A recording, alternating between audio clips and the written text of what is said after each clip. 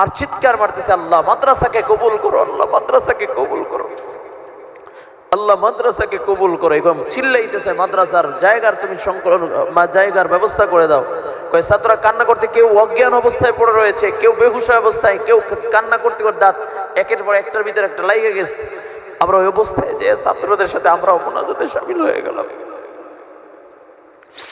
আমরা যখন মোনাজাতে শামিল হয়ে গিয়েছি, হুজুরে বলে যে আমার মন বলে ওই দিনকের যে চোখের পানি,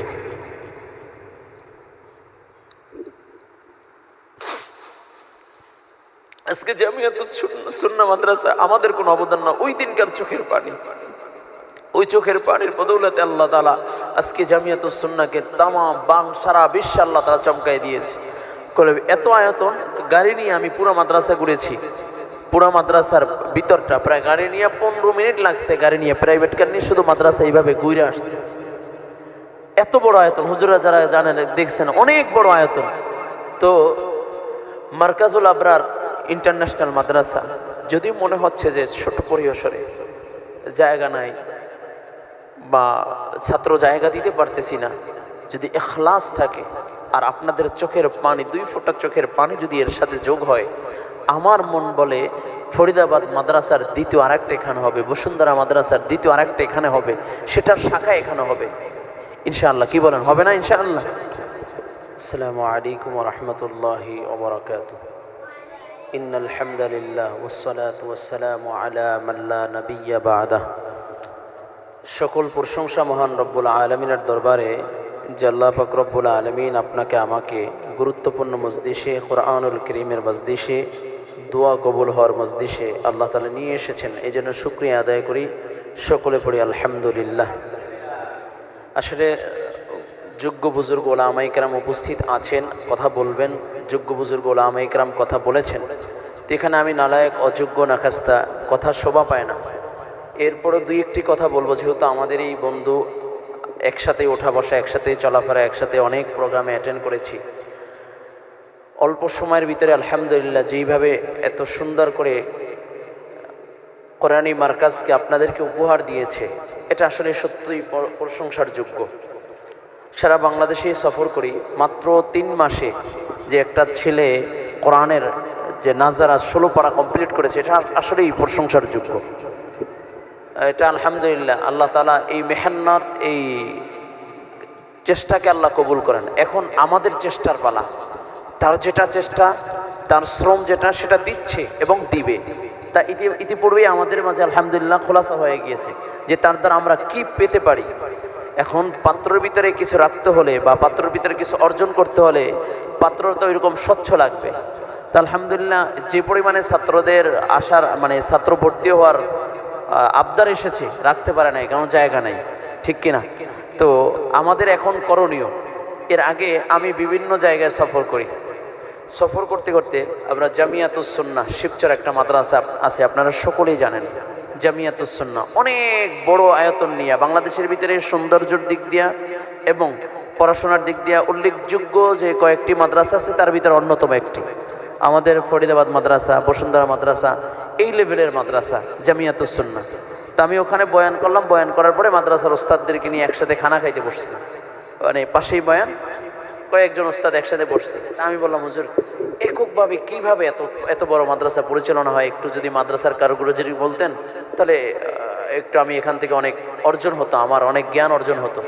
তো এই আলোচনা শুনতে যেয়ে এক ওস্তাদের চোখের পানি ছেড়ে দিয়েছে, চোখের পানি ছেড়ে দিয়ে কয়, হুজুর এই যে মাদ্রাসা দেখতেছেন, এই মাদ্রাসা মূলত আমাদের কোনো অবদান না। আমি আশ্চর্য হয়ে গেলাম, এত বড় মাদ্রাসা অথচ আপনাদের কোনো অবদান না। আমি আশ্চর্য হয়ে গেলাম যে কারণ কি, কিভাবে কি?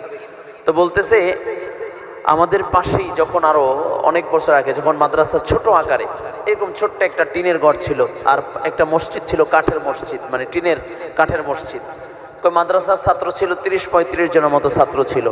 তো পাশেই একটা ভবন ছিল, ওই পুষ্কুনি ছিল। মাদ্রাসার পানির জন্য কোনো কলও ছিল না, গোসল করার জন্য কোনো জায়গাও ছিল না, ছাত্র ওই পুষ্কুনিতে গোসল করত। তো একদিন শবে বরাতের রাত্র বা শবে কদরের রাত্র এরকম একটা সময় ছাত্ররা গোসল করার জন্য ওই পুষ্কুনিতে গেছে।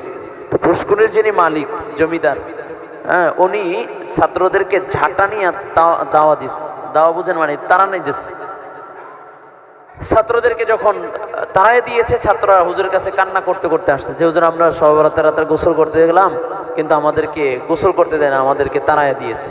তো হুজুর বলে বাবা আমাদের তো আর মাদ্রাসার জায়গা নাই, আর মাদ্রাসার পুষ্করণীয় নাই, কি করব। কিন্তু ব্যবস্থা করেনেওয়ালা একজন, তিনি কে? এটা জোরে বলেন না, তিনি কে? আরো জোরে আওয়াজ করে বলেন, তিনি কে? একটা ডাক দেন তো, আল্লাহ। আরো জোরে বলেন আল্লাহ। করে তার কাছে যাও, সে ব্যবস্থা করতে পারে। আমার হাতে তো কিছু নাই, আমার যতটুক জায়গা আছে আমি মাদ্রাসা করছি, আমার যতটুক জায়গা আছে এর ভিতরে মসজিদ করেছি, আমার কাছে আর তোর জায়গা নেই। হুজুরা বলেন যে আমি আশ্চর্য হয়ে গেলাম। এশার নামাজ শেষ, আমরা মোনাজাত করে বয়ান টান করে যখন খানা খাইতে বসছি আয়েশা, এদিকে শুনি কান্নার আওয়াজ। আমরা আশ্চর্য, খানা রাইখা দৌড় দিলাম যে আসলে কান্নার আওয়াজ কিসের, নাকি ছাত্ররা মারামারি করতেছে। আশ্চর্য হয়ে যখন চলে গেলাম, যাই দেখি যে মসজিদের দরজা লাগানো, ভিতর থেকে বাতি অফ করা, ছাত্ররা চিল্লাইতেছে আর কান্না করতেছে, প্রচুর মানে আওয়াজ, মানে কান্নার আওয়াজ। আশ্চর্য হয়ে গেলাম কিসের কান্নার আওয়াজ। দরজা ধাক্কাইতে ধাক্কাইতে একজনে খুলে দিয়েছে, দেখি একজন মানে মোনাজাত করতে করতে চোখের পানি ছেড়ে কান্না শুরু করেছে, হাউমাউ করে কান্না করতেছে। কেউ কান্না করতে করতে বেহুশ হয়ে গেছে আর চিৎকার মারতেছে, আল্লাহ মাদ্রাসাকে কবুল করো, আল্লাহ মাদ্রাসাকে কবুল করো, আল্লাহ মাদ্রাসাকে কবুল করো। এবং চিল্লাইতেছে মাদ্রাসার জায়গার তুমি সংকলন, জায়গার ব্যবস্থা করে দাও। কয় ছাত্ররা কান্না করতে, কেউ অজ্ঞান অবস্থায় পড়ে রয়েছে, কেউ বেহুশ অবস্থায়, কেউ কান্না করতে করতে দাঁত একের পর একটার ভিতরে একটা লাইগে গেছে। আমরা ওই অবস্থায় যে ছাত্রদের সাথে আমরাও মোনাজাতে শামিল হয়ে গেলাম। আমরা যখন মোনাজাতে শামিল হয়ে গিয়েছি, হুজুরে বলে যে আমার মন বলে ওই দিনকের যে চোখের পানি,